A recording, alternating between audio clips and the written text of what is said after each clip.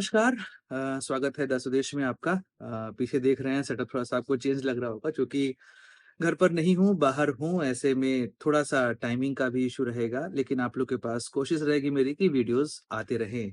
तो आज का जो हमारा टॉपिक है, वो है ईरान और इज़राइल के बीच में जो अभी अघोषित युद्ध चल रहा है।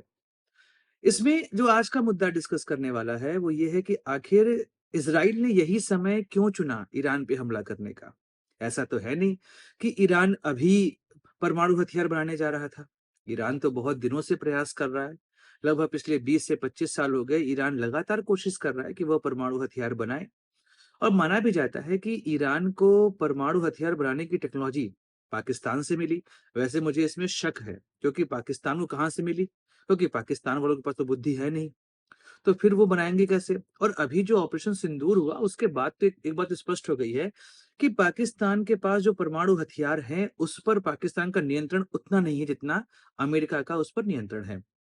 तो ऐसी स्थिति में पाकिस्तान ने ईरान को दिए परमाणु बनाने वाले जो यंत्र हैं या कहूँ जो टेक्नोलॉजी है, तो उस पे थोड़ा-सा भरोसा करना मुश्किल हो जाता है। पर बात स्पष्ट है कि ईरान जो है वो लगातार कोशिश कर रहा था कि वह परमाणु हथियार बनाए और अभी जो उसके पास टेक्नोलॉजी है बैलिस्टिक मिसाइल को बनाने की, वो माना जा रहा है कि साल भर में वो 1000 बैलिस्टिक मिसाइल यहाँ पर बना ले रहा है।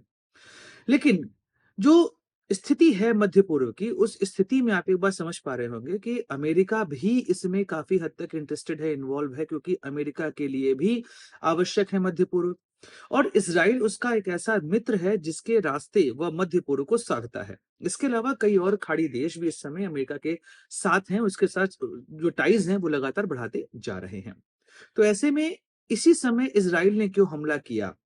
तो उसका जो सबसे प्रमुख कारण है वह है रूस की वर्तमान स्थिति। आपने नोटिस किया होगा कि रूस पिछले 3 सालों से लगातार यूक्रेन के साथ युद्ध की आग में झुलस रहा है। अभी आपने देखा ही जिस तरीके से ऑपरेशन स्पाइडर वेब लॉन्च किया यूक्रेन ने और उसके बाद रूस के कई सारे विमानों को जला दिया। उसके अलावा उनके कई सारी टेक्नोलॉजी को ध्वस्त कर दिया यूक्रेन ने और रशिया के ऊपर यूक्रेन वॉर की वजह से जो यूरोपियन यूनियन है, उसके अलावा अमेरिका है, इन लोगों ने बहुत सैंक्शन लगाए हैं। तो पश्चिमी देशों के सैंक्शन की वजह से वर्तमान समय में रूस के पास वह ताकत नहीं है कि वह ईरान की खुलकर मदद कर सके। हो सकता है थोड़ा बहुत आर्थिक मदद यहाँ पर ईरान को मिलते दिखाई दे, पर उससे अधिक रूस की स्थिति यहाँ पर है नहीं, क्योंकि वर्तमान समय में उसकी भी आर्थिक स्थिति काफी डामाडोल जो है यहाँ पर चल रही है। तो ऐसे में हम यही कह सकते हैं कि भाई रूस चूंकि ईरान का एक महत्वपूर्ण साथी है, लेकिन रूस की स्थिति ऐसी है नहीं इस समय कि रूस यहाँ पर उसकी बहुत मदद कर सके। इस वजह से भी एक प्रॉब्लम यहाँ पे हमको देखने को मिल रही है कि भाई रूस खुलकर ईरान के समर्थन में नहीं आ सकता। यह तो पहला कारण है। दूसरा है चीन की तटस्थता। जी हाँ, इस युद्ध में आप देख रहे होंगे कि अभी भी चीन खुलकर तो सामने नहीं आ रहा है। कारण यह है कि सिर्फ ईरान ही नहीं, चीन की अन्य खाड़ी देशों के साथ भी अच्छी दोस्ती है और चीन को अपनी ऊर्जा के लिए काफी हद तक खाड़ी देशों पर निर्भर रहना पड़ता है। तो ऐसी स्थिति में अगर चीन खुलकर ईरान के समर्थन में आ गया, तो फिर तो उसके लिए समस्या हो जाएगी। तो इस वजह से चीन भी यहाँ पर खुलकर नहीं आ रहा। ऊपर से चीन का बहुत ज़्यादा इन्वेस्टमेंट पाकिस्तान में हो चुका है और पाकिस्तान की आर्थिक स्थिति इतनी खराब है कि वह चीन से लिए हुए लोन को चुका नहीं पा रहा है। माना जा रहा है कि लगभग $50 बिलियन का इन्वेस्टमेंट चीन ने पाकिस्तान में सीपेक के माध्यम से किया हुआ है और यह इन्वेस्टमेंट पिछले 10 सालों में हुआ है। ऐसे में चीन की वर्तमान स्थिति भी ऐसी नहीं है कि वह बहुत हद तक ईरान का समर्थन कर सके। ऊपर से ट्रेड वॉर की आग चीन के ऊपर भी है और चीन के अंदर भी दिक्कतें बढ़ रही हैं, खासकर कोविड के बाद जिस तरीके से ट्रेड वॉर में चीन फंसता जा रहा है। यहाँ तक कि चीन के अंदर जो विदेशी कंपनियां काम कर रही थी, वो कंपनियां भी वहां से हटने लगी हैं। कई सारी कंपनियों ने चीन को अपना अपना जो बेस क्षेत्र है उसको छोड़ दिया है, मतलब चीन में अपना इन्वेस्टमेंट खत्म कर दिया है। उसकी जगह पे वो अन्य एशियाई देशों में जा रहे हैं, जैसे कि मलेशिया, वियतनाम, इंडिया, श्रीलंका, यहाँ पर वह देश आ रहे हैं। तो स्थिति यहाँ पर साफ है कि चीन भी वर्तमान समय में आर्थिक स्थिति उसकी इतनी अच्छी है नहीं कि वह ईरान का खुलकर समर्थन कर सके। एक और मुद्दा है, वह है खाड़ी देशों की वर्तमान स्थिति। अब आप एक चीज नोटिस करेंगे कि ईरान और अन्य खाड़ी देशों के बीच में जो दोस्ती है वो काफी मजबूत तो आप नहीं कह सकते हैं। क्यों नहीं कह सकते? क्योंकि आपको पता है शिया सुन्नी की जो प्रॉब्लम है वह पूरे मध्य पूर्व में यहाँ पर घूमती रहती है और ईरान जो है एक शिया बाहुल्य देश है। ऐसे में जो खाड़ी देश हैं वो यहाँ पर सुन्नी बाहुल्य हैं, तो इस वजह से यह एक समस्या आ रही है।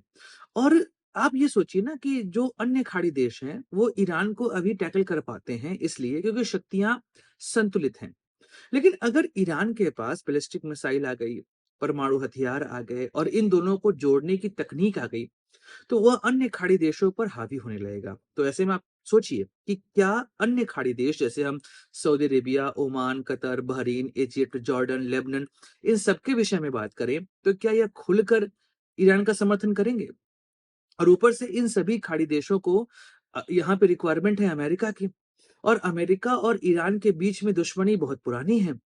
तो ऐसी स्थिति में खाड़ी देश यहाँ पर खुलकर तो ईरान का साथ देते मुझे दिखाई देते नहीं हैं। तो अब इज़राइल के पास यह परफेक्ट मौका था कि भाई ईरान के ऊपर वो हमला कर सके। एक और दिक्कतें यहाँ पर हैं ईरान के लिए, वह है उसकी आंतरिक स्थिति। जी हाँ, ईरान में इस समय महँगाई दर बहुत ज़्यादा है, रियाल की वैल्यू लगातार गिरती जा रही है और जो वहाँ के सुप्रीम लीडर हैं खamenei, उनको लेकर जनता के बीच में एक नेगेटिव सेंटीमेंट जो है वो देखा जा रहा है। तो ऐसी स्थिति में हम यह कह सकते हैं कि ईरान के लिए अगर हम विश्व की बात करें तो वहाँ पे उसके जो दोस्त देश हैं, वह काफ़ी हद तक अनस्टेबल है। इस वजह से वह समर्थन नहीं कर पा रहे हैं और ईरान स्वयं आंतरिक रूप से काफ़ी हद तक फ्रेजाइल हो चुका है। ऐसी स्थिति में ईरान कितना दिन तक इज़राइल के इस हमले को झेल पाएगा, यह तो समय बताएगा। ऊपर से अमेरिका ने अभी अपना युद्धपोत भी भेज दिया है मध्य पूर्व के लिए। तो क्या हम कहें कि अमेरिका भी इस वॉर में शामिल होने जा रहा है? और अगर अमेरिका इस वॉर में शामिल हुआ, तो फिर तो खाड़ी देश की स्थिति काफ़ी हद तक क्लियर होते आपको दिखाई देगी। क्योंकि अमेरिका की शक्ति का मुकाबला कर पाना फिलहाल ईरान के लिए संभव नहीं है। तो शायद यही सब कारण है कि यहाँ पर इज़राइल ने ईरान पर हमला किया था। बाकी कई सारे और घटनाक्रम होते जा रहे हैं। पाकिस्तान ने भी कहा कि ईरान पे तुम हमला करोगे, तुम्हारे ऊपर परमाणु बम मारेंगे, तो इसको इज़राइल ने कहा चुप रहो, ज़्यादा मत बोला करो, ठीक है? तो वही स्थिति यहाँ बन रही है, बाकी तो हम लोग चर्चा करते रहेंगे। वीडियो समाप्त करते हैं। बाकी कई सारी और भी बातें हैं डिस्कस करने के लिए क्योंकि विश्व की वर्तमान परिस्थिति काफ़ी हद तक बदलते आपको दिखाई देगी क्योंकि मध्य पूर्व में शुरू हुआ यह युद्ध बहुत आगे जाने वाला है। यह ऐसा नहीं है कि यह युद्ध आपको जल्दी ही समाप्त होते दिखाई दे क्योंकि कई सारे युद्ध की विभीषिकाएँ इस समय पूरे विश्व में घूम रही हैं। चाहे आप रूस यूक्रेन देखिए, मध्य पूर्व की स्थिति तो बहुत विकराल हो चुकी है। इसके अलावा भारत-पाकिस्तान का जो 4 दिवसीय युद्ध हुआ था, वह भी शांत ही है इस समय। कह सकते हैं ना, तूफ़ान के पहले की शांति हम कह सकते हैं केवल इसको। तो विश्व के लिए काफ़ी चिंताजनक समय यह है और सँभल के चलना पड़ेगा। कहीं एक छोटी-सी गलती वर्ल्ड वॉर 3 को ना दोहरा दे। वैसे भी मुझे आइंस्टाइन का वह स्टेटमेंट याद आता है जब उन्होंने कहा था कि मुझे यह तो नहीं पता कि तृतीय विश्व युद्ध किस तरीके से लड़ा जाएगा, पर मुझे यह पता है कि चतुर्थ विश्व युद्ध केवल लकड़ी और पत्थरों से ही लड़ा जाएगा। तो विश्व को समझना पड़ेगा, कहीं ऐसा ना हो कि एक-दूसरे को परेशान करने के चक्कर में, दबाने के चक्कर में हम लोग बहुत बड़े खतरों की तरफ बढ़ते चले जाएँ। तो वीडियो समाप्त करते हैं, मिलेंगे अगली वीडियो में। चर्चा करेंगे किसी और मुद्दे के। अपने दोस्तों को दीजिए इजाज़त। Like, share, subscribe the channel. जय हिंद, वंदे मातरम। भारत माता की जय। दोस्तों, द स्वदेश एक मंच है जहां पर हम निष्पक्ष पॉलिटिकल एनालिसिस करते हैं। अगर आपको हमारा पॉलिटिकल एनालिसिस पसंद आता है तो आप यूपीआई के माध्यम से हमारी मदद भी कर सकते हैं।